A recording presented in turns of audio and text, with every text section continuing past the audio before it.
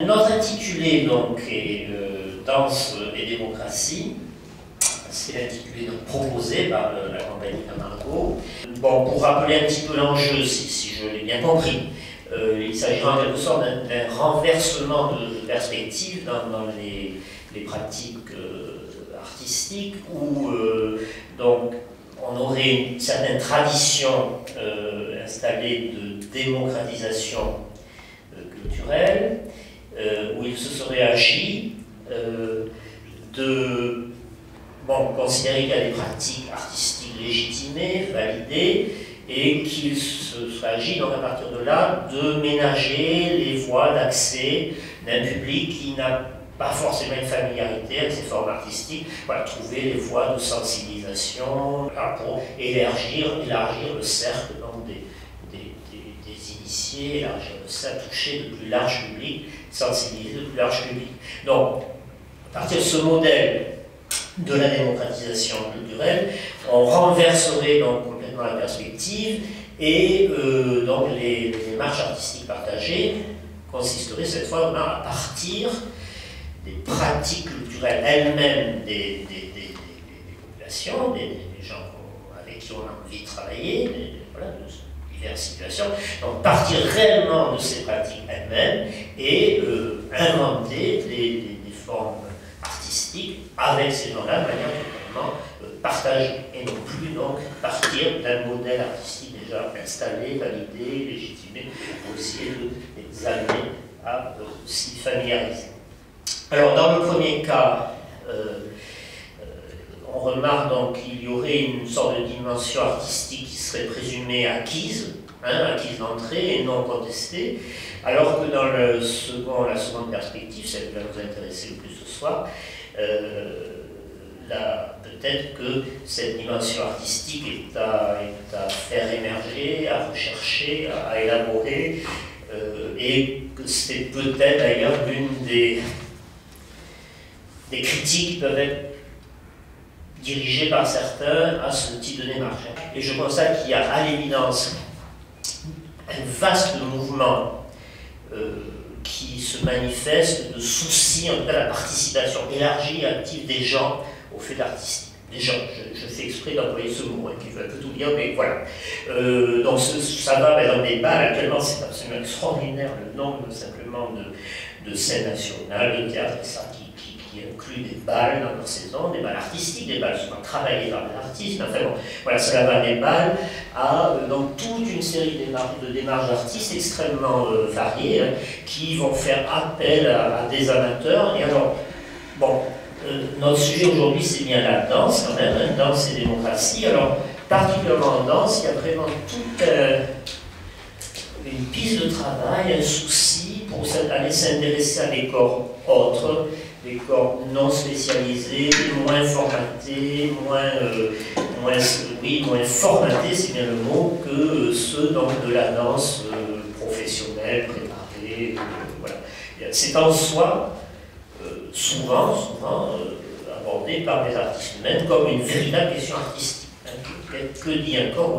Où est cette poésie, cet imaginaire d'un corps qui ne saurait se réduire à sa technique, à son excellence, à sa préparation professionnelle. Donc on touche vraiment à des significations fondamentales de l'art chorégraphique, et peut-être, j'espère que notre réunion ce soir va peut-être nous essayer quand même de nous permettre de nous rapprocher un petit peu de ce que la danse pourrait avoir d'un peu singulier dans cette problématique plus générale des démarches artistiques partagées. Alors, Dominique Robot souhaitait aussi peut-être qu'on resitue un petit peu historiquement aussi les questions, elle va peut-être le faire en cours de débat. En tout cas, c'est sûr, ce que je remarque, c'est que dans toute l'histoire de la danse au XXe siècle, la danse moderne, au XXe siècle, le souci de reverser l'expression dansée à d'autres catégories que celle de l'académisme, du divertissement d'élite, du cercle de l'opéra, du ballet, de cercle très refermé, est un élément absolument fondamental dans la démarche même de la modernité en danse, à se sortir de l'académie, sortir des cercles fermés de l'élite, de l'opéra, etc. Et ce que je remarque, qui peut peut-être être un petit paradoxe assez stimulant, assez piqué, assez piquant, c'est que ce sont souvent donc, des courants qu'on pourrait considérer comme d'avant-garde, les plus pointus, les plus en recherche, qui ont vraiment porté ce souci d'aller vers le plus grand nombre, de sortir des cercles ultra spécialisés, des cercles des initiés. Alors, je vais en citer juste très rapidement deux, trois. Je pense à la figure par exemple d'Anna Alprin, au début des années 60, sur la côte ouest des États-Unis, qui aujourd'hui est encensée comme étant source de l'art performance. Donc elle est vraiment très très discutée, suivie par des milieux les plus en recherche, les plus pointus dans les tendances artistiques les plus actuelles. Et bon, cette Anna Alprin a, à partir de cette idée d'art performance, d'une réduction de la distance entre l'art et la vie, le fait que l'art devait revenir à la vie, et bien, elle en est venue à une grande pratique de danse de rassemblement, de danse de célébration collective, de danse avec des gens de tous âges, de danse, etc. etc. À un autre moment, à New York, quelques années plus tard, qui est le mouvement du Johnson Church, au milieu des années 60, qui en passe, lui, par l'idée d'aller emprunter les gestes quotidiens pour déboucher sur des gestes libérés de tout la stylisation, la psychologisation, etc., etc. Emprunter ces gestes piétons, et y compris donc par des formes, là aussi, de pratiques collectives. Le fameux, par exemple, Satisfying Lover de Steve Paxton consistait en une grande marche collective, et où c'est l'acte même de marcher tous ensemble, qui devient l'acte chorégraphique en soi. Et puis alors, l'autre grand courant de la danse moderne, au XXe siècle, qui sera dans les danses d'expression allemandes, de l'entre-deux-guerres, les danses du courant expressionniste allemand de l'entre-deux-guerres, et qui, donc, à côté de travail d'auteurs célèbres, Marie Wittmann par exemple, sont également passés par une immense pratique, alors là, de tout le pays, des danses chorales, où toutes les structures socioculturelles, les partis, les syndicats, les paroisses, enfin tous les théâtres, tout le monde avait ces groupes de danse chorale qui touchaient le plus grand nombre de pratiquants possibles autour comme ça de formes très accessibles, et où on se rassemblait autour d'idéaux, autour d'espérances, souvent d'ailleurs démocratiques.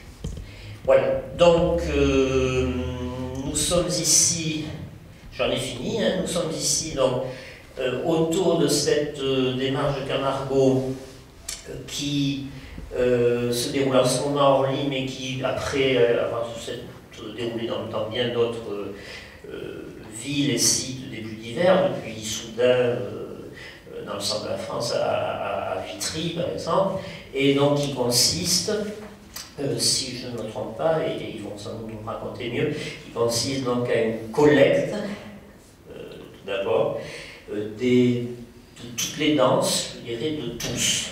Voilà. Et à une approche de ces danses parce qu'elles signifient, pour leurs fondamentaux, ce qu'elles signifient, d'où elles viennent, leur exploration, et finalement leur mise en partage entre les gens eux-mêmes et avec les artistes professionnels de la compagnie, dans l'idée de véritablement venir à un moment faire forme sur un plateau, et ce sera donc la semaine prochaine, dans 8 jours, le spectacle dansé ici même à Orly. En fait, vous avez commencé par bien dire les choses en parlant de la démocratisation culturelle et de son relatif échec. Enfin, du moins, moi je me positionne comme ça. Je sais qu'il y a débat. Il y a ceux qui pensent qu'effectivement, la démocratisation atteint ses objectifs. C'est clair que non, toutes les enquêtes le prouvent. Que effectivement, le fait de défendre la culture savante, la culture légitime, j'emploierais le terme de la culture élitiste dans une approche du haut vers le bas, n'a pas du tout atteint ses objectifs, même avec des démarches d'action culturelle pour essayer de rendre accessible cette démarche. C'est vrai qu'il y avait un grand objectif aussi d'exigence artistique, et effectivement, ça a été loin de toucher des publics avec l'espérance de Villard de l'art pour tous. Notamment, si je me souviens certaines lectures, même dans des lieux où en fait un public populaire arrivait à être sensibilisé, le public bourgeois en fait partait. Donc il y avait des problématiques. Donc, par rapport à sa langue, qu'on peut beaucoup critiquer, mais ceci dit, dans les années 80, c'est quand même lui qui a mis en place la reconnaissance des cultures, qui a remis en cause tout le système établi de la reconnaissance de la culture savante, et qui a défendu la reconnaissance, qui s'est battu pour la reconnaissance des cultures populaires, dont notamment les musiques actuelles, beaucoup à l'époque. Mais après, dans la foulée, il y a eu le cirque, il y a eu les cultures urbaines, il y a eu effectivement les danses plus urbaines, on va dire. Et il n'y a pas de hasard si Dominique a abordé le hip-hop. Mais aussi une relation différente avec le territoire, avec une démarche de reconnaissance des expressions culturelles populaires, avec une démarche participative, de relation entre les professionnels et les amateurs, de reconnaissance des cultures émergentes. Et c'est vrai que nous positionnons complètement dans cette démarche-là, et je précise que nous nous positionnons dans l'articulation des deux démarches. Parce que la problématique, si on se positionne uniquement dans la démocratie culturelle, qui est assimilée au socio-culturel, tout de suite on est connoté populiste, parce qu'on défend avant tout le social, et on sait que dans la profession, et excusez-moi au niveau institutionnel du ministère de la Culture, il y a un petit mépris par rapport aux théâtres de ville, qui ont une grande préoccupation du public, et qui effectivement mettent en place cette démarche de reconnaissance. Je termine, et c'est là où,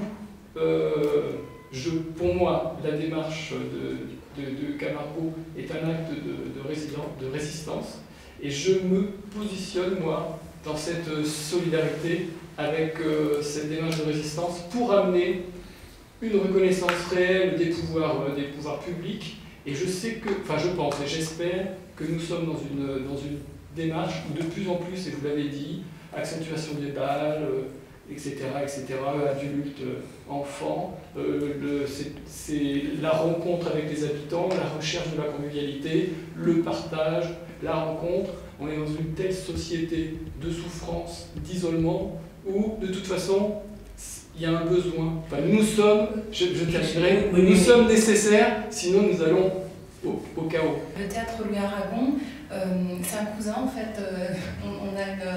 On a certaines ressemblances, théâtre de banlieue, à proximité de l'aéroport aussi, nous on est tout près de l'aéroport Charles de Gaulle. C'est très important parce que c'est un facteur économique et social qui pèse là aussi et qui a vraiment des répercussions sur la population, donc la sociologie du public, etc. Et alors le théâtre Louis Aragon à Tremblay est une scène conventionnée danse. Donc voilà, il y a une petite différence et un cahier des charges qui nous est énoncé par l'État, par le Conseil général de la Seine-Saint-Denis et par la ville de Tremblay en France.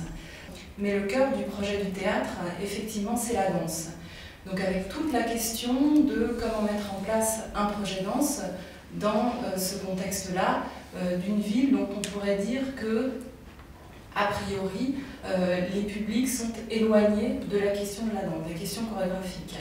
La façon dont on travaille à Tremblay, c'est vraiment de partir de l'artistique. Avec cette matière-là, effectivement, et là je rejoins ce que vous avez dit, c'est comment on travaille sur la proximité, comment faire de nos lieux des lieux où où il y a de la lumière le samedi soir, et parfois il n'y en a pas beaucoup dans nos villes, et où tout le monde peut entrer. Et c'est là effectivement l'acte de la démocratie, ou au moins de la démocratisation culturelle. Non pas non plus d'ériger l'artiste en démiurge et de lui donner les clés du théâtre, c'est pas du tout ça. C'est à quel moment son projet artistique va pouvoir rencontrer la population, les gens, comme vous avez dit tout à l'heure, et trouver les points d'entrée. Mais avant tout partir du projet artistique. Et son projet artistique, c'est pas forcément de partir des pratiques culturelles, pour parler largement, des populations. En ce sens, ça peut être très très différent de la proposition de la compagnie Camargo. Dans la foultitude de projets participatifs, partagés, enfin voilà, il y a plusieurs appellations. On peut avoir, si je peux prendre un exemple, le travail d'un chorégraphe qui est, on va dire, repéré dans le paysage chorégraphique contemporain, pour dire aussi des gros mots, qui peut être Herman Despuis, et qui, lors d'une résidence au théâtre Louis Aragon, a proposé un atelier de création à l'attention de Monsieur et Madame Tout-le-Monde. Donc là, sur cette base-là, effectivement, il y avait un acte d'aller vers, de proximité, mais qui s'adresse vraiment à tout le monde, hommes, femmes, jeunes, vieux, public empêché, pas empêché, peu importe. C'est vraiment l'acte de s'adresser à tout le monde. Quand je dis tout le monde, le nombre au final de personnes touchées par le projet, c'est quoi? C'est 15 personnes. C'est-à-dire qu'on ne va pas commencer à passer une petite annonce dans le Tremblay Magazine en disant chorégraphe recherche monsieur et madame tout le monde. Ça ne marche pas, ça n'existe pas, c'est dans les rêves. C'est-à-dire que voilà, après un théâtre, c'est aussi une équipe de professionnels, service des relations avec le public, qui va essayer de porter le projet à l'extérieur et de faire en sorte que monsieur et madame tout le monde soient concernés par le projet. Et là, donc, du coup, parler de la position du théâtre, c'est qu'on n'est pas dans l'idée d'aller, je vais employer d'autres gros mots, évangéliser la population en les mettant au contact d'un artiste pour qu'il y ait une lueur, une lumière qui s'allume chez eux. On n'est pas du tout dans ce type de relation-là. Ces personnes traversent une expérience. Donc il faut rester humble dans nos pratiques. C'est traverser une expérience. C'est faire en sorte que monsieur et madame soient déplacés. Qu'ils arrivent au début d'un projet en A et qu'ils sortent du projet, qu'ils soient arrivés à B, C, pourquoi pas Z, je le souhaite. Mais il s'agit de traverser une expérience singulière et de pouvoir faire en sorte que le lieu théâtre soit considéré comme un lieu et approprié comme tel, comme un lieu où il peut se passer des choses différentes, ailleurs, autrement. L'acte de création n'a pas été considéré au début, en tout cas du projet, comme un spectacle à faire. Ça c'est important, c'est-à-dire que nous on ne considère pas, on ne part pas du principe que tout le monde est artiste, et d'ailleurs on ne meurt pas de ne pas être un artiste, et la production finale, si je peux employer ce mot-là, on l'appelle restitution publique, on n'appelle pas spectacle. Thierry Thionnian, nous avons discuté, j'ai été frappé par quelque chose qui peut faire écho à des questions qui viennent d'être évoquées, où vous m'avez dit, pour ma part, je refuse de m'engager dans un projet où il faudrait terminer par un spectacle sur scène, voilà, qui poserait cette condition même au départ. Alors, du coup, c'est paradoxal, puisque pour le coup, maintenant, vous êtes retrouvé au Festival d'Avignon. Est-ce que vous pouvez nous expliquer un petit peu? D'abord, c'est le fait de vouloir travailler avec monsieur et madame tout le monde. C'était pas forcément des monsieur et madame tout le monde particuliers, puisque depuis quelques années, j'ai eu envie de travailler avec ce qu'on appelle donc les publics empêchés, que ce soit avec des enfants autistes ou des adolescents autistes, ou après des prisonniers. Et puis sur ce projet donc, du printemps, qui est une relecture du Sacre du printemps de Stravinsky, avec des personnes âgées qui ont entre 63 et 88 ans.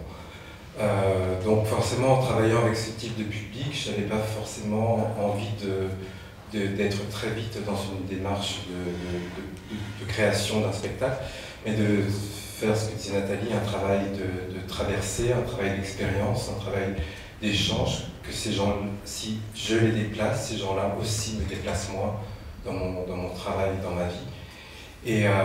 Et surtout, j'avais envie de faire le pari, que ce soit avec les uns ou les autres, de la durée. Donc moi j'ai fait une petite annonce à Marseille, donc, dans la Provence, pour recruter un groupe de seniors pour s'interroger sur la question du temps, de la mémoire, du temps qui passe, du corps vieillissant, en écho à un spectacle qui arrivait à Marseille, qui était le Contact Off de Pina Bausch, dansé par des seniors. Et donc l'idée c'était d'amener ces seniors des quartiers, de la ville, à voir ce spectacle, mais de les faire travailler pendant un an, avant voilà, on s'est vu en septembre, le spectacle est arrivé au mois de mai, et pendant 3 jours à 4 jours par mois, je travaillais avec eux dans un studio, voilà. Pina Bausch est morte, Michael Jackson est mort, Merce Cunningham est mort, donc du coup il y avait aussi dans leur histoire, dans la découverte de l'art, des questions sur le temps, sur le passage, et ils ont voulu travailler sur différentes œuvres, dont par exemple le Sacre du Printemps et le Boléro de Ravel, 2 pièces effectivement que je n'aurais jamais voulu travailler, moi en tant qu'artiste. C'est bon, tout le monde l'a fait, j'ai surtout pas passé du temps à faire un autre Sacre du Printemps, et voilà. Et puis c'est eux qui ont eu envie, ils ont commencé à travailler, on a travaillé sur l'œuvre. J'ai eu de la chance parce que j'avais travaillé avec Pierre Boulez, donc que Pierre Boulez puisse venir les voir, lui aussi, vieux monsieur, parlant assez amateur, voilà, de montrer aussi que pourquoi un Bulogier, Patrice Chéreau ou un Pierre Boulez ou puis Pina Bausch pouvait être encore reconnu comme personne vivante, alors que quand on est vieux, à la retraite, on dit souvent voilà, vous êtes à l'automne de votre vie, vous n'avez plus rien à faire, vous êtes fatigué, comment ça va madame, comment ça va monsieur, et donc de les mettre en relation avec des personnes âgées aussi, artistes, encore en création, encore en travail, ça les a motivés, puis on a fait excusez-moi, voilà. Mais comment ça bascule un moment vers ce fait d'aller sur scène, alors que ça n'était pas spécialement l'objectif, pas spécialement le souhaité, et qu'est-ce que ça modifie, et est-ce que c'était nécessaire? Nécessaire, c'est-à-dire qu'à un moment donné, on a travaillé, une forme est née, on l'a présentée aux amis, aux familles, et puis dans les amis, dans les familles, il y avait forcément un peu des gens du milieu, et puis qui ont vu, et qui ont invité le spectacle à venir à la dernière minute au Festival d'Avignon, et puis après c'est la magie du spectacle qui fait qu'à un moment donné, les gens ont été touchés par ce qui s'est passé. Et ensuite, on a allé dans différents théâtres, et ça tourne là jusqu'en décembre 2013, donc ça fait 2 ans. Justement, c'est à ce moment-là, c'est le fait même d'être finalement offert au regard, que des gens viennent voir, qu'une ligne de regard se met dessus, qui fait basculer en fait l'attitude du groupe, et qui fait que on se dit, ben oui, on va créer une forme... Oui, et puis je pense aussi qu'au bout de 7 ans, j'avais 6 ans à ce moment-là, j'avais vraiment la sensation aussi qu'ils étaient capables, ils avaient envie, d'abord ils avaient envie, ensuite qu'ils étaient capables, et moi aussi, de pouvoir nous accompagner les uns et les autres à écrire une forme, voilà, à la mettre sur un plateau, à l'offrir au regard des autres.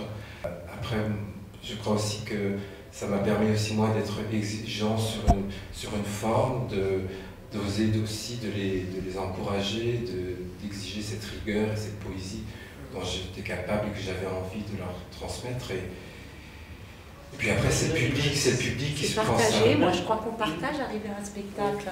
Enfin, moi, je sais pas, je suis professeur de danse. Mais quand je l'entends, je trouve que c'est aussi... quand on arrive à passer sur scène comme ça, il me semble qu'on veut amener ce partage qu'on a ressenti. Enfin, moi, je l'entends comme ça quand je vous vois discuter. Vous avez partagé des choses et que vous avez encore envie de partager. Alors effectivement, ça passe par la scène, quoi. Oui, après ça passe par la scène. Ce qui s'est passé, c'est qu'à un moment donné, il y a forcément un passage, puisque quand on joue au Festival d'Avignon ou après au Théâtre de la Ville et tout ça, le statut de l'amateur a complètement changé, parce que maintenant ils sont plus amateurs, parce que maintenant ils ont un cachet, on voyage, ça a changé leur vie à tous, parce que voilà, ils sont pas simplement des papis-mamies, leurs enfants, leurs petits-enfants, on les a vus autrement, que voilà, certains ont râlé parce que maintenant ils sont imposables, parce qu'ils ont un cachet. Donc, voilà, mais c'était très beau de voir comment aussi ils ont eu un autre regard tout à coup sur leur statut de retraités, sur leur qu'ils étaient aussi des hommes et des femmes qui dansent, et pas simplement des personnes à la retraite qui faisaient un atelier de danse une fois par mois avec un chorégraphe. Je voulais réagir par rapport à la notion du regard porté en fait. Parce que c'est vrai qu'on a tous l'habitude depuis des années de travailler en atelier, d'être émerveillés aussi par ce que nous renvoient tous les danseurs qui sont avec nous. Moi, c'est pas des stagiaires, pour moi c'est des danseurs, ils ont la démarche de venir dans un studio, de collaborer avec nous, donc ils sont dans ce statut de danseur, d'avoir envie de danser. Et du coup, je trouve que c'est le regard qu'on porte aussi, c'est cette notion du regard qui change à un moment donné, parce que dans cette ville que je connais bien, ça fait des années que j'y travaille, en fait, pour Isabelle, elle travaillait dans le studio à côté de nous on faisait nos créations, toi tu donnais des ateliers, tes cours de jazz, et du coup je me suis aperçu qu'on ne se connaissait pas. Et je trouve qu'à chaque fois, ce qui moi me surprend, et nous en tant qu'artistes et par rapport au mouvement, c'est la poésie des mouvements amateurs, de ceux qui aiment, voilà, au sens premier du terme, et dans la cité, pour revenir par rapport au sujet, dans la ville. Et cette position un peu centrale qu'on peut avoir là, du coup, puisqu'on est avec des publics amateurs qui sont dans l'envie, qui sont dans le partage, donc dans un échange, je trouve ce qui bouge et ce qui peut les faire venir, parce que c'était aussi une de vos questions, c'était par rapport au début, qu'est-ce qui peut avoir changé à un moment donné avec cette volonté, le côté volontariste des politiques culturelles. Bon, ben, les élus, ils sont tous dans cette envie-là, hein, évidemment, il y a ce souci-là, voilà, pour reprendre des fois voilà, mais quand même, c'est un budget important, la culture, on a beaucoup de subventions, hein, et donc qu'est-ce que ça rapporte? Voilà, qu'est-ce que ça rapporte en termes, presque des fois, on pourrait le demander, et les directeurs sont souvent inquiets, presque on pourrait le rapprocher au niveau de l'audimat. Moi, ce que ça nous rapporte, je dirais, c'est ce regard croisé et posé sur les uns et les autres. Dans toutes ces démarches participatives qui ont évolué, hein, à chaque fois, ce qui fonctionne, je trouve, c'est quand on est dans un regard porté l'un sur l'autre. C'est-à-dire qu'ils sentent, dans la démarche de Dominique, ou on entend dans les mots de Thierry, il y a on ne vient pas avec le savoir. Mais quand on est là sur la durée, moi j'étais surpris des isolements des uns et des autres, de tous ceux qui dansent. Et Orly, c'est une ville qui danse, comme dans plein de villes, mais c'est vrai qu'il y a plein d'associations, tu as pu le découvrir, hein, dans tous les coins, et moi j'en ai encore découvert il n'y a pas très longtemps. Et donc dans la démarche, c'était d'aller poser ce regard et de leur dire, ben voilà, j'ai envie de voir ce que vous faites. Hein, c'est ce qui s'est passé avec Isabelle, des années qu'on travaille côte à côte, sans bien voir ce que les uns et les autres font. Et du coup, je trouve que dans la rencontre avec les publics, quand il y a cet échange-là et ce partage-là, sur une problématique commune en fait, puisque tout le monde danse, que ce soit le hip-hop, que ce soit... nous, ce qui nous enrichit réciproquement, c'est ce que nous apprend l'autre. La question du spectacle, c'est de se dire, mais qu'est-ce qu'on a à dire? Un spectacle, on se positionne, c'est un partage, certes, mais c'est aussi pour voilà, transmettre, parce que c'est un point de vue sur le monde, qui soit voilà, une histoire, qui soit abstrait, c'est un point de vue et un regard qu'on porte. Et la question, déjà, elle est faussée si tout de suite on pose la question de la représentation. Jean-Claude Martin, vous passeriez d'un spectacle? Derrière votre question, il y a aussi la question de l'œuvre. Est-ce qu'on peut parler d'œuvre à part entière à partir du moment où il y a des amateurs sur scène? Et je pense que c'est toute la polémique. C'est une des polémiques. Il y a une non-reconnaissance de cette démarche et le fait qu'il y ait une représentation avec des amateurs et des artistes, alors qu'il y a une grande exigence artistique. Je peux vous dire que le nombre d'ateliers, de répétitions, qui représente un engagement mais colossal des danseurs extraordinaires et étonnant. Les danseurs extraordinaires étant les participants amateurs, voilà. en fait, hein, Qui sont donc 80, en majorité jeunes, sur cette aventure. Et ça fait partie de la bataille, c'est-à-dire lutter contre le vieillissement des spectateurs, qui existe surtout au niveau du théâtre. L'œuvre, pour moi, avec ce mélange d'amateurs et de professionnels, à partir du moment où il y a une grande exigence artistique, pour moi c'est une œuvre, et donc ça mérite qu'il y ait représentation. Il y a encore d'autres invités, spécialement pour cette discussion ce soir, parmi lesquels Philippe Henry, qui est donc chercheur en socio-économie du spectacle et qui a été maître de conférences au département de théâtre, d'études théâtrales à l'Université Paris 8, et qui, du coup, Philippe Henry, vous avez une réflexion extrêmement active et très, très durable, enfin voilà, de longue date sur ces questions précisément dont nous parlons. J'ai glané en écoutant tout à l'heure Omar que vous avez une certaine expérience personnelle avec la danse, avec une certaine proximité, avec des courants un petit peu fondateurs presque en danse, hein, le théâtre du mouvement, Jacqueline Robinson, etc. Alors peut-être au point où on en est des témoignages et réflexions apportées, qu'est-ce que vous pourriez nous amener vous-même depuis ce point de vue plus théorique, peut-être plus distancé? Eh ben, je repartirais peut-être d'un point pour éviter que ce qui sont de vraies différences, démocratisation culturelle, démocratie culturelle, professionnel amateur, ne deviennent des oppositions ou ne fassent des guerres de religion comme on sait les faire en France. Je crois qu'on a un moment où il faut peut-être décaler les choses. Et ce qu'on sent quand même aussi, c'est un petit peu partout le fait de reprendre une chose qui est assez banale du point de vue de l'humanisme qui nous porte tous, et puis des choses qui sont peut-être plus spécifiques à notre époque, à savoir qu'un être humain, c'est d'abord un être de culture. C'est-à-dire quelqu'un qui, une réalité qui se construit si elle arrive à se faire une représentation du monde, de son rapport à lui-même, aux autres, à se situer à l'intérieur de cette chose étrange qui s'appelle la réalité, et que ça redevient, on sent que ça redevient le point central. Partir, reconsidérer chaque personne, chacune des personnes auxquelles on s'adresse, comme un être de culture qui en est à un moment de sa propre construction, son propre parcours. Ça, je dirais, c'est général, mais ça fait déjà des différences.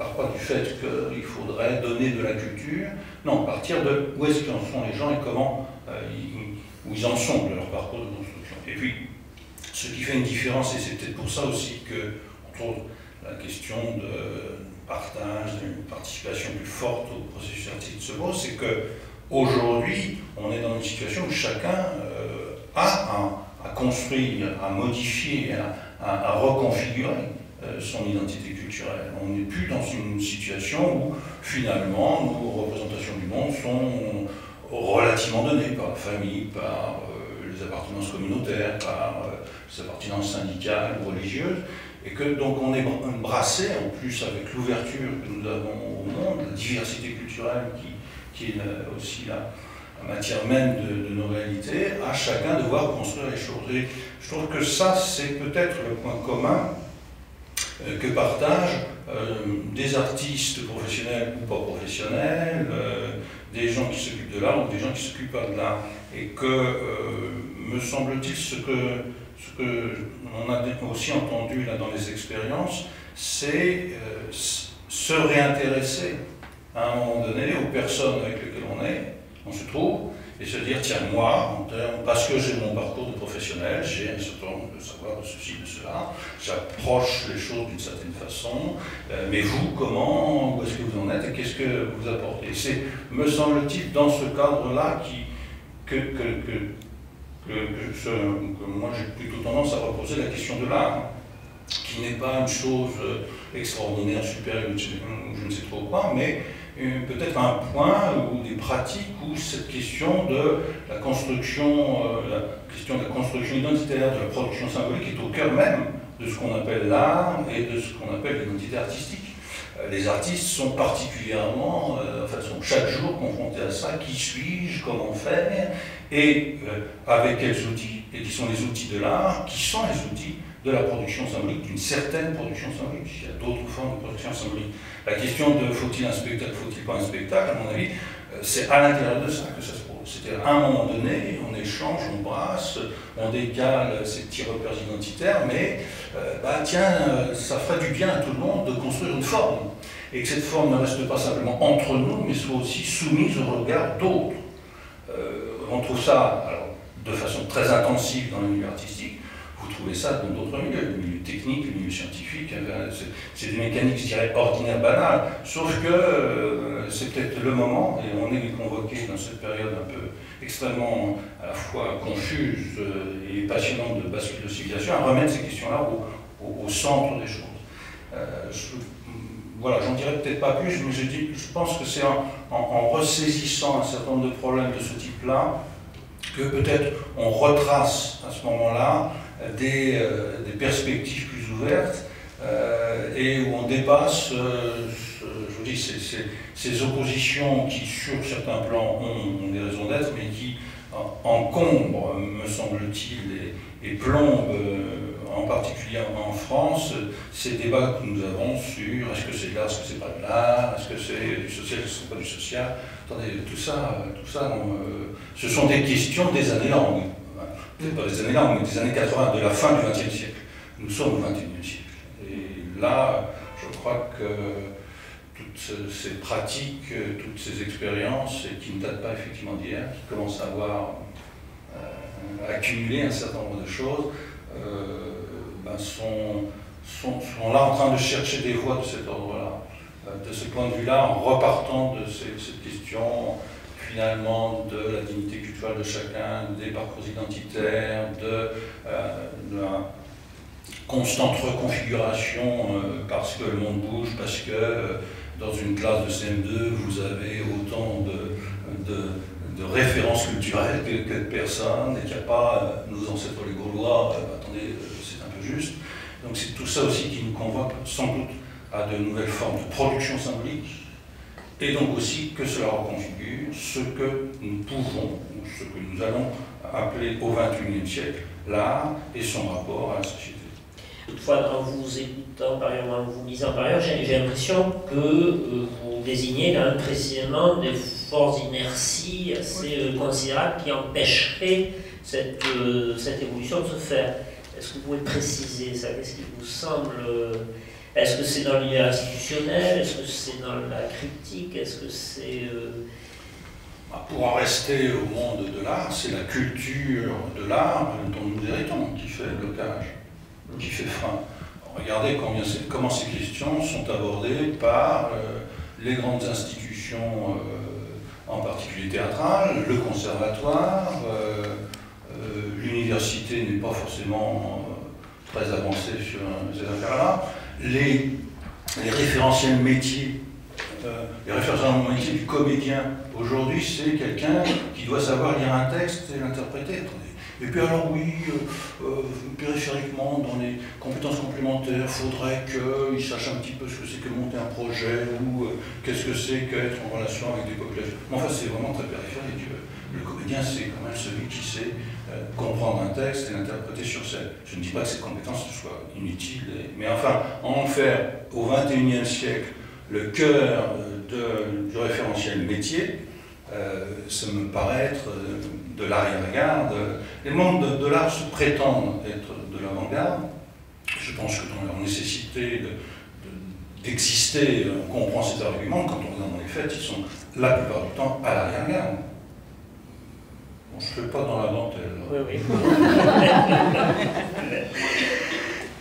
Nous avons aussi parmi nous, le seul fait qu'elle soit présente, donc Christine Graz, qui est inspectrice dans son ministère, à la direction général de la création artistique, au ministère de la Culture. Et voilà, c'était en soi une innovation. Déjà, vous puissiez être là, est-ce qualité, hein, et c'est d'ailleurs en témoignant quand même une préoccupation du ministère à cet endroit. Mais en même temps, j'ai été frappé lorsque nous avons un petit peu discuté préalablement que la terminologie toujours utilisée de ce côté-là, c'est quand même amateur, hein, les questions des pratiques amateurs. Je me suis demandé si ça rendait compte tout à fait de tout ce dont on a parlé. Hein. Vous engagez sur ce terrain. Je vais essayer de prendre la parole dans le cadre de cette table ronde, donc dans le cadre d'un échange, et c'est vrai que je rebondis sur des mots que j'ai entendus, souffrance, œuvre et être de culture. Par exemple, bon, ça c'est des mots qui moi m'attachent, expriment des choses profondes et des choses qui peuvent se partager. Voilà, donc ça étant dit, ce que je vais essayer de prendre la parole donc, au nom du ministère de la Culture, qui est un ministère qui a toujours mis en priorité la création. Et donc, dans ce cas de figure-là, a aussi d'autres missions, donc des missions liées à l'enseignement, liées à la recherche, liées à la professionnalisation, entre autres. Et la pratique amateur a toujours été, on va dire, un sujet avec lequel beaucoup d'attention, mais en même temps pas central. Voilà. Et force était aussi de constater que la pratique amateur était très dynamique en France par la pratique, on va dire, conviviale, de danse commune. Et pour la danse, il y avait une difficulté à ce que des groupes amateurs puissent se constituer ou avoir une existence. Bon, voilà. Donc le ministère, à un moment donné, s'est soucié d'accompagner et essayer de renforcer cette pratique amateur avec des dispositifs, puisque le ministère fonctionne de manière un peu méthodique. Et donc, un des dispositifs, Danse en amateur et répertoire, porté aujourd'hui par le CND, est un dispositif qui s'adresse donc à des groupes amateurs qui auraient envie de faire progresser leur pratique en rencontrant un artiste autour d'un extrait de l'œuvre de cet artiste. Bon, alors, qu'est-ce qu'a produit finalement ce dispositif qui existe depuis 2006 ? Eh bien, depuis 2006, on a quand même un accent qui a été mis sur le répertoire, notamment de la danse contemporaine. Il y a une dynamique qui est assez remarquable autour de ce dispositif. Il va y avoir des présentations publiques à chaque année. Les prochaines présentations publiques seront début juin à Chaillot. Donc avec un week-end spécialement organisé autour de la pratique amateur. Beaucoup de groupes sont invités à travailler, à se produire sur ce champ-là. Un autre dispositif plus récent a été mis en place par le ministère de la Culture, qui est un fonds de soutien à la pratique d'amateur.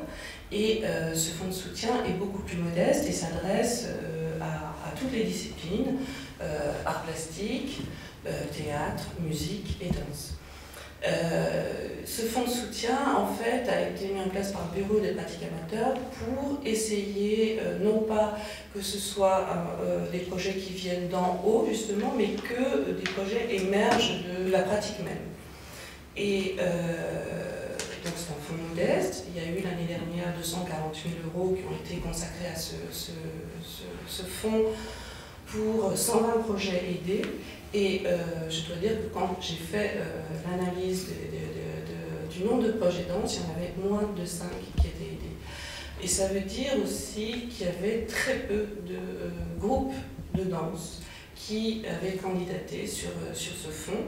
Je me suis interrogée, j'ai essayé d'analyser et je me suis dit, bon, la danse, contrairement au théâtre ou à la musique, n'a pas de support texte, de support partition, et donc il est beaucoup plus difficile pour un groupe d'amateurs de se retrouver et de se dire on va travailler ensemble, mais en fait sur quoi?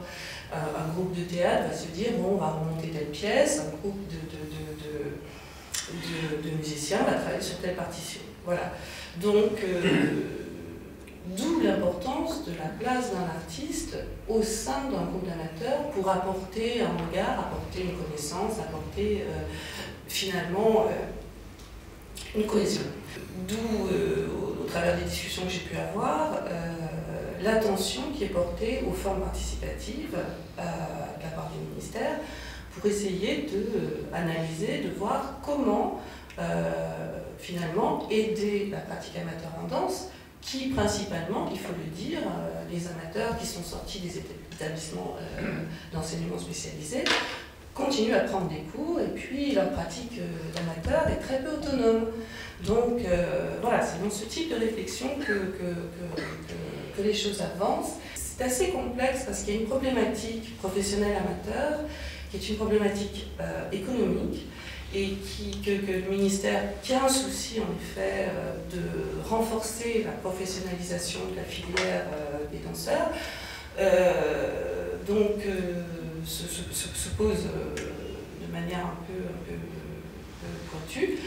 Il y a eu un projet de texte de loi qui a été mis en place pour essayer de réguler donc, la pratique amateur et de la renforcer.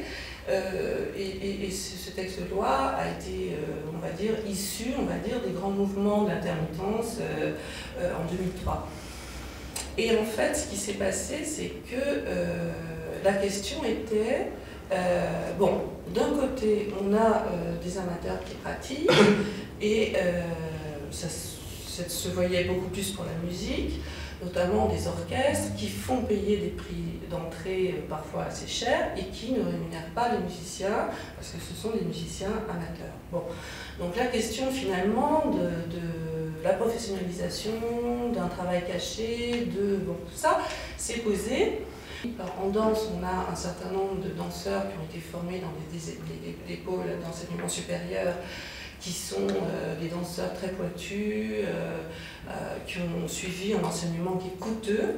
Et l'État a essayé de réfléchir, puisque un certain nombre de ces danseurs ont des difficultés d'insertion professionnelle. Donc on est bien sur des pôles il y a une friction, n'importe comment, on n'est pas sur quelque chose qui est voilà, un espace... et une friction. Le projet de loi a été abandonné parce que ça devenait un moment trop complexe et qu'il ne fallait pas qu'au contraire ça fragilise une pratique amateur. Mais voilà, aujourd'hui, je crois que la question de la dynamique des formes participatives, elle est passionnante et en même temps, elle est un petit peu en friction sur ce besoin d'accompagner des parcours professionnels qui, pour la danse, on le sait, sont assez courts. Non, je trouve magnifique tous les dispositifs, et je connais le dispositif danse en amateur et patrimoine, qui ont toutes leurs nécessités, répertoire, pardon, qui ont vraiment toutes leurs nécessités. Maintenant, par rapport à la thématique qui nous occupe, danse et démocratie, effectivement, j'aimerais opérer un petit décalage parce que tout l'enjeu du travail, à notre endroit en tout cas, c'est justement de ne pas s'adresser à l'amateur. C'est d'aller chercher dans l'installation et dans l'élaboration de projets avec les artistes, les publics dont parlait Thierry, on les dit empêchés, donc empêchés économiquement, socialement, culturellement, géographiquement, j'en passe et des meilleurs, et d'aller à la rencontre de ces personnes et de les mettre en friction avec un artiste ou une œuvre. Donc c'est pour ça que l'amateur c'est bien, il faut aussi le masser et lui mettre de l'huile dans le dos, mais je pense qu'on peut aller plus loin, enfin en tout cas dans nos pratiques, pour aller à la rencontre d'autres types de publics, sachant que l'amateur de danse, le pratiquant amateur de danse, dans le conservatoire, dans l'association, et celui qui va aller à la rencontre de ces dispositifs très réussis, n'est pas forcément non plus l'amateur de spectacles de danse contemporaine, ce serait une idée fausse. Et c'est tout un pan de la danse qui existe. Et il y en a un autre, tel qu'il a été vraiment creusé par la démarche de Camargo, qui est les danses, voilà, toutes celles que vous avez pratiquées. Voilà, donc je voulais, voilà, non pas évacuer la question de l'amateur qui existe, mais je pense que dans notre thème danse et démocratie, je voulais un petit peu voilà, prendre la tangente. Dans ces démocraties, du coup, Nathalie, que vous ramenez du côté de l'action du public, alors toucher le public, alors, ou du non-public, si ce mot est juste, mais il est aussi discutable, mais voilà, plutôt à cet endroit-là, oui. C'est juste une remarque, c'est une grande difficulté que nous avons en France de dire, et si on s'intéressait aux personnes? Et à partir de là, ça ne change rien, si, ça change tout. Parce que, y compris d'ailleurs, c'est quoi un professionnel dont l'optique est aussi, quand il va dans ce genre de pratique, de s'adresser aux personnes. Ce n'est pas les publics, c'est les personnes. Où est-ce qu'elles sont? Comment elles construisent leur identité? Qu'est-ce que je peux leur apporter? Et comment, effectivement, dans des éléments qui sont toujours de friction, parce que les parcours d'identité sont différents, parce que les références culturelles sont différentes, on avance avec des gens qui ont des compétences artistiques indéniables et donc qui, dans certains savoir-faire, sont effectivement plus armés que d'autres. Et puis, les autres personnes qui sont là ont aussi d'autres parcours, ont d'autres compétences, et les choses peuvent, c'est dans cette interpellation que les choses, les traductions d'ailleurs, c'est pas que les choses se font. C'est là où moi je parle de création partagée. Et donc on ne présuppose pas a priori une supériorité de nature ou je ne sais trop quelle orientation déjà prédéterminée entre les différentes personnes. Non, même si chacune a effectivement sa singularité, ses compétences, et que c'est avec ses compétences et avec sa particularité qui va permettre d'apporter des choses autres. Dans un texte qui figure sur Internet, auquel chacun peut accéder, un texte très développé déjà, qui s'appelle Démarche artistique partagée, des processus culturels plus démocratiques. Donc j'ai point d'interrogation, oui. J'ai été frappé par le fait donc, que vous insistez sur deux points. L'un que vous venez d'évoquer, qui est l'extrême singularité de chaque démarche. D'une certaine manière, pas de modèle, c'est chaque fois à réinventer. Et l'autre qui peut faire écho à d'autres choses qui se sont dites auparavant, qui était la grande place à laisser à la durée, à des processus au long cours, de longue haleine. J'ai été du coup peut-être intéressé à entendre Camargo. C'est vraiment une question qui m'est venue à la lecture de ce texte et puis à ce qu'on entend ici.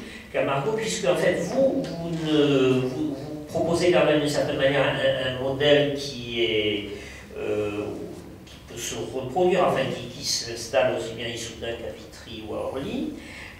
Donc voilà, qui est peut-être pas si singulier à chaque fois, et puis en même temps quand même resserré. Hein, c'est sur une voilà, avec y compris donc le spectacle final qui était en question.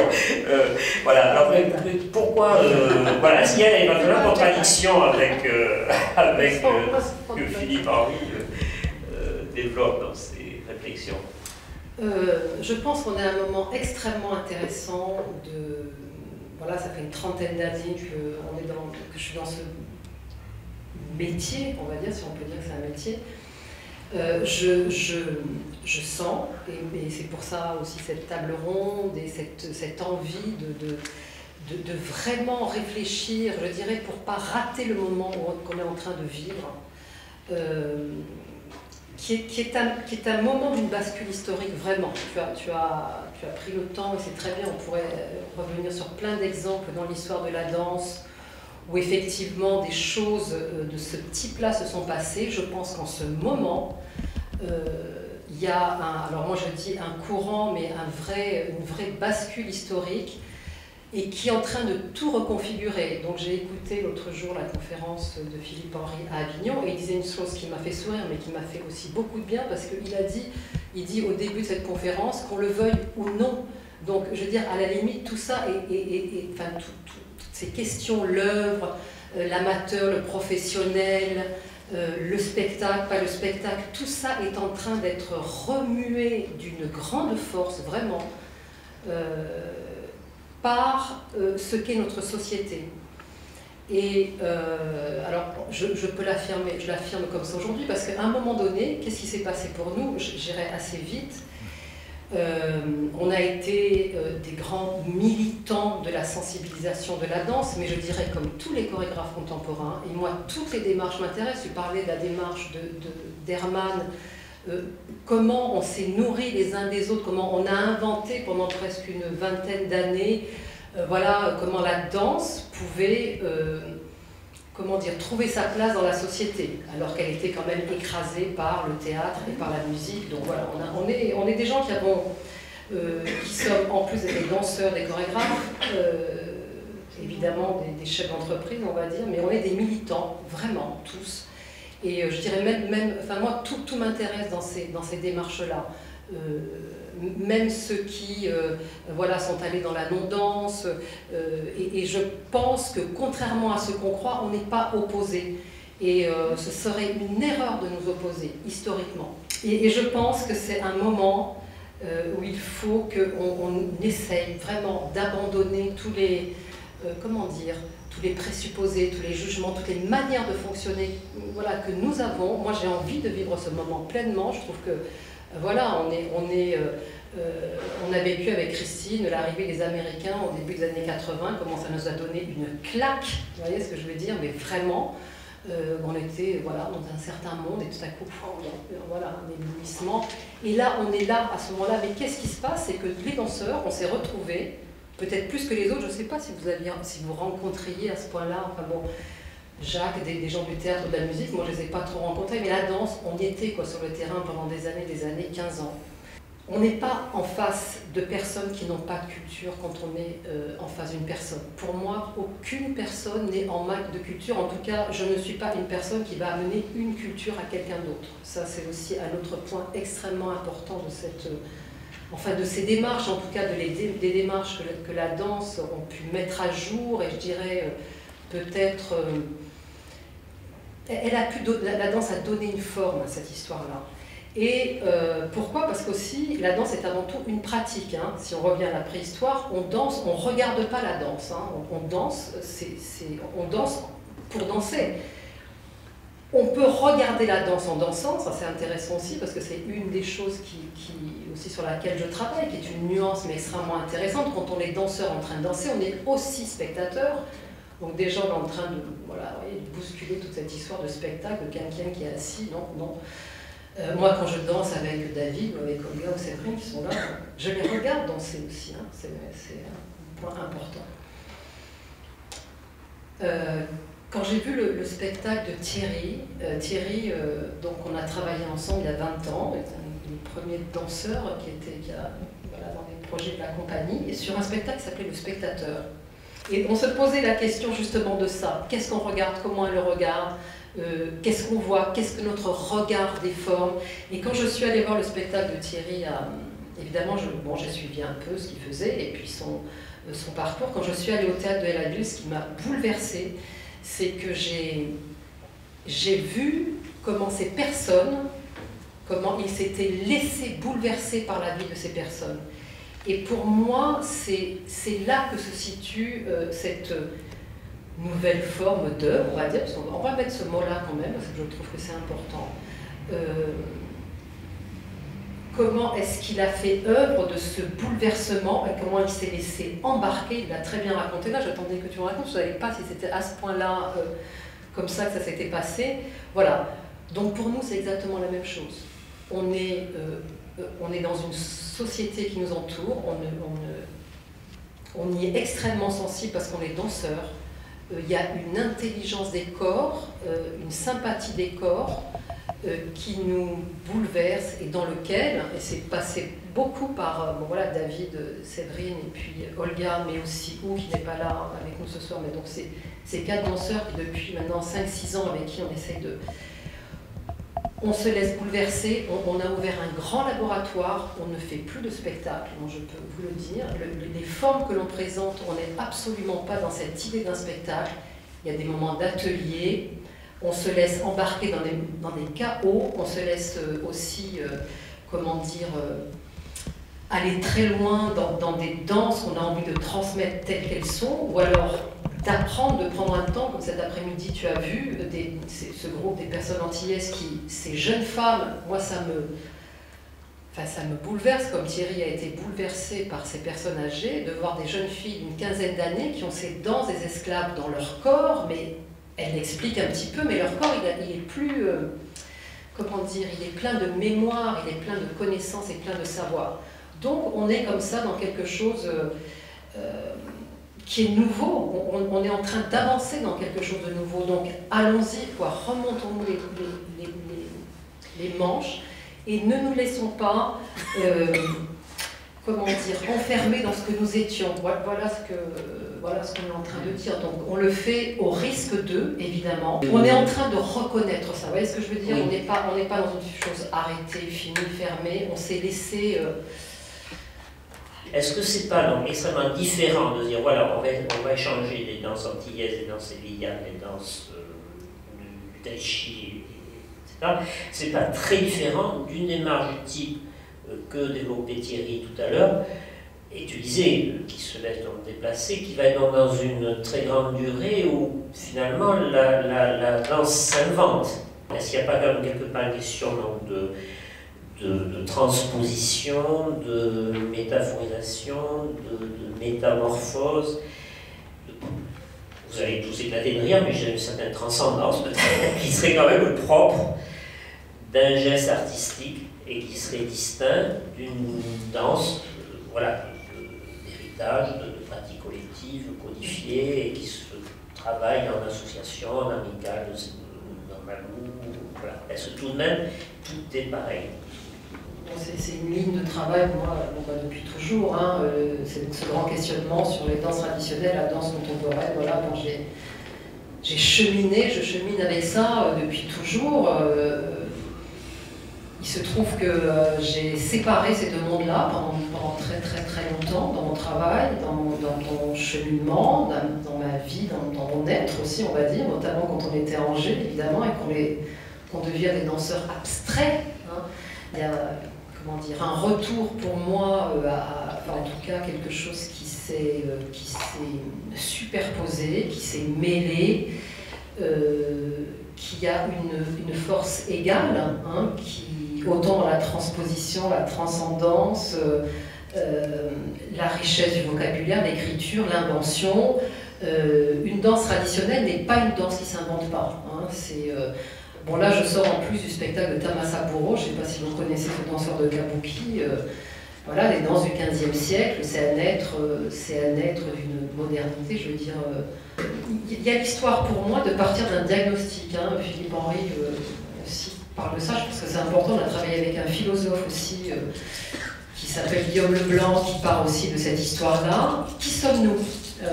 Donc, qui sommes-nous? On est un certain nombre de danses avec lesquelles on vit, avec lesquelles on chemine. Les danseurs de Thierry marchent. Moi, je pense que chacun dans sa marche, je sais pas, moi, on pourrait très bien dire que c'est une danse traditionnelle à eux. Et j'ai vu dans ces marches plein de formes qui viennent de loin, qui peuvent être ce qu'ils sont aujourd'hui, mais ce qu'ils étaient aussi, ce que leurs grands-parents étaient, ce qu'on leur a légué, comment ils ont transformé ça. Évidemment, notre projet est resserré autour de la danse, oui. Donc, comment sont ces danses, comme disait Philippe Henry, elles sont il y a des 30, 40, 50 cultures dans notre pays aujourd'hui, donc elles sont celles-là. Mais aussi, c'est comment chacun invente, comment chaque corps invente à partir de ces formes-là. Et puis, il n'y a pas que ça. Enfin, voilà, le groupe de Laurent, ce groupe magnifique d'enfants avec lesquels on travaille, ils sont avec leur danse, un amalgame de danse. Tu pourras peut-être expliquer comment tu travailles avec eux, mais qui... voilà, donc il y a vraiment un état des lieux peut-être pour nous important, et qu'on veut montrer. Et à ce moment-là, c'est pas un spectacle, c'est vrai que c'est un état des lieux qu'on donne à voir. Donc Laurent, vous êtes, on l'a dit, professeur de PS, et comme beaucoup professeurs de PS, la danse voit énormément dans l'histoire dans ce pays, et que donc vous animez un groupe du coup au sein de l'établissement, un groupe spécifique danse, et qui sont participants donc, du projet actuellement en cours à Orly. Et donc vous étiez heureux cet après-midi. Non, complètement, parce que, en fait, donc, juste pour expliquer, au sein de chaque collège, il y a une association sportive avec différentes sections, du rugby, du badminton, etc. Et donc, au collège d'Orval à Orly, il y a une section de danse dont je m'occupe. Et en fait, par rapport à tout ce que vous disiez, que le corps est porteur d'histoire, que chacun vient avec sa danse, c'est justement ce qu'on tente au sein de cette section de solliciter en fait. Donc les élèves sont vraiment dans un processus créatif, et donc rien n'est imposé. Et donc justement, ce qui me plaît moi dans ce parcours chorégraphique vraiment, c'est au niveau de l'ouverture culturelle que ce parcours permet. Parce que je pense que la danse, en fait, actuellement, au niveau de l'éducation nationale, c'est la seule activité qui permet aux élèves d'aller voir autre chose, d'aller voir ailleurs, et de partir de ce qu'ils connaissent, et justement de ce corps porteur d'histoire.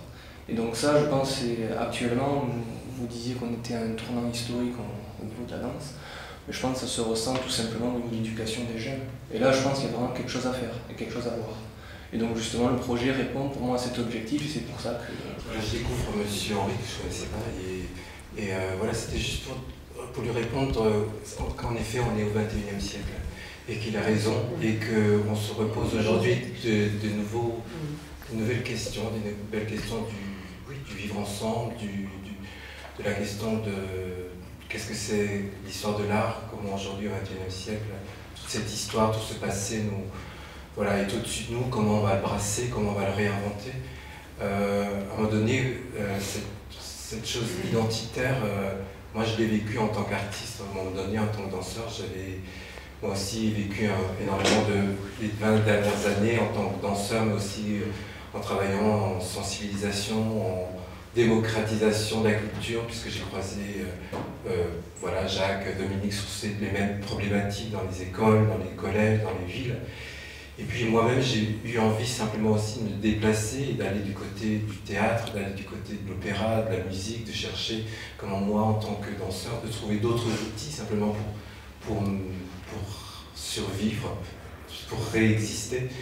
Et donc en croisant ces autres publics, j'ai effectivement aussi vu que la danse avait quelque chose de particulier qu'on n'a pas avec le théâtre, qu'on n'a pas dans la musique, qui est cette chose immédiate que tu racontes sur ces corps porteurs d'histoire, qu'ils soient des enfants, que ce soit Jacques qui est là, que ce soit des personnes âgées, ces corps-là, ce mouvement-là, il y a quelque chose d'immédiat. Enfin, l'histoire de la danse, tous les enfants dansent, tous les seniors dansent, tout le monde danse. Là, en prison, ça danse. Enfin, voilà, il y a un corps dansant, un mouvement dansé qui permet de questionner et de nous re-questionner nous en tant qu'artistes, puis et de pédagogues, je trouve, que ce soit les instituteurs ou le ministère, de se reposer ces questions aussi la danse est vraiment ce médium-là, puisqu'elle, à un moment donné, elle échappe à certains mots. Et quand on a peur de parler, les ados ont peur de parler aux vieux, les vieux parlent comme aux enfants, comme à des grands-parents,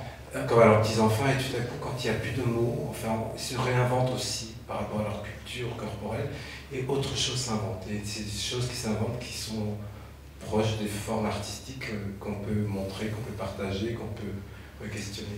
On est les héritiers en fait d'une politique culturelle avec la notion d'œuvre avec un O majuscule. C'est important de faire exister ces dimensions-là, mais tous ces projets participatifs, partagés, etc., que nous proposent, qui sont vraiment les propositions des artistes et qui sont celles des prochaines reconfigurations des mondes de l'art, enfin, du moins je le souhaite aussi, ne sont pas reconnus par nos tutelles. Donc voilà, c'est aussi à cet endroit-là qu'il faut creuser les choses, parce que nous aussi, autant que les artistes, mais aussi en tant que lieu, on a besoin de reconnaissance de ces pratiques-là. finalement, être scène conventionnée de danse, c'est plutôt une difficulté, plutôt une spécialité difficile à porter, à amener, ou c'est plutôt un atout, plutôt un moteur à l'endroit où vous êtes vous? Oui, non, alors pas du tout. Il ne faut pas l'entendre du tout comme une difficulté. Au contraire, c'est un médium très puissant, justement pour aller à la rencontre des gens. Je pense que, alors je sais pas, je ne veux pas faire de comparaison, mais les chorégraphes sont très créatifs et le médium de la danse est très approprié pour créer des formes nouvelles de rencontres avec les populations. Ça, j'en suis persuadée. En tout cas, sur le champ du théâtre, on est dans des choses un petit peu plus convenues. Peut-être le texte, peut-être... voilà. En tout cas, la danse est très, très, très créative pour inventer des moyens de connexion avec les gens. Ça, j'en suis absolument persuadée. Ce n'est pas une difficulté. Moi, je voulais vraiment vous remercier, mais infiniment, vraiment tous, parce qu'on a fait des petits bouts de chemin ensemble, et le fait de se retrouver, c'est d'abord, moi, ça me donne une force dans le travail qu'on fait, qui n'est pas toujours, comme disait Thierry, c'est pas toujours évident, on se bat, comme peut vivre Jacques, et même, bon voilà.